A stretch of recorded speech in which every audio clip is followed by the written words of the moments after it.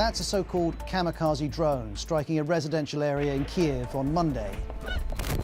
One of many. Imagine that some very huge 200 kilograms motorcycle are flying over your building. It's really freaking scary. That's easy to believe. The drones are small, fly low, and are being used across Ukraine on civilian infrastructure. They pose a new threat. They are deadly, but they are also a real instrument of terror because they don't just come in on a trajectory and explode. They loiter and they seek out a target, and that is terrorizing. These drones reveal an evolution of Russian tactics, but also the way that global tensions and alliances are part of this war. Here's how. This is a Shahed 136 drone. Russia's using them. Ukraine is trying to intercept them. This is footage posted by Ukraine's Air Force Command. It says it's destroying around 85% of the drones. Some then are getting through, which leads to scenes like this, with Kiev police officers trying to shoot one down. But evidently, to Russia, this is a numbers game. Send the drones in swarms, some will reach their targets, which means it needs a lot of them.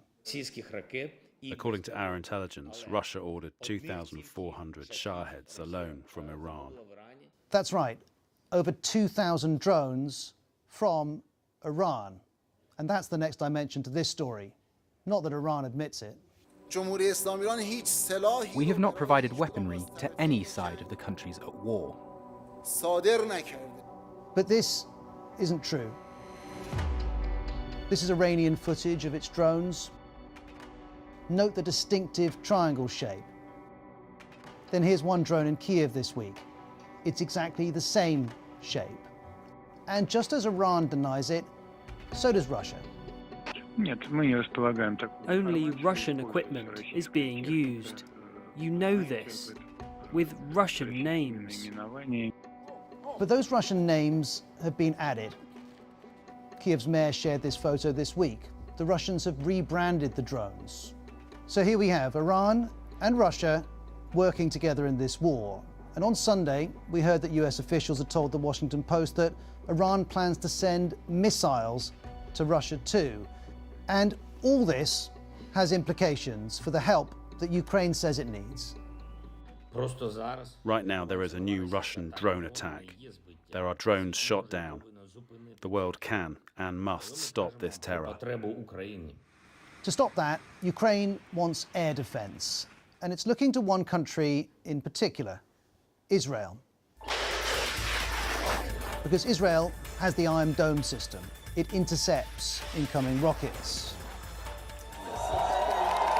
But Israel has resisted throughout the war, giving military aid to Ukraine.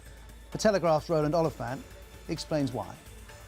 The Israelis, since the beginning of the conflict, have frankly just been sitting on the fence and hoping this thing goes away, because they also have quite a kind of tight relationship with Russia. Ukraine's hope is that Iran's drones may change that calculation, because Israel and Iran are longtime foes, countering each other in the Middle East and beyond. And now, once more, Ukraine is asking for help.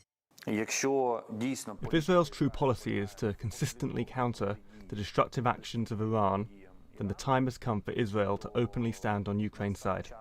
Russia, though, has warned Israel against that.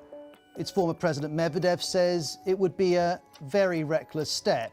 In other words, don't, or else. And the week's events brought this from the Israeli government. I don't see us sending offensive military equipment. Maybe we can support them with an early warning systems. So Ukraine will receive help, but not all the help that it wants, which is why the story of these Iranian drones is one of lives lost, but also of how Ukraine is now playing host to global tensions, and of how the West continues to balance a desire to help Ukraine and avoid provoking Russia.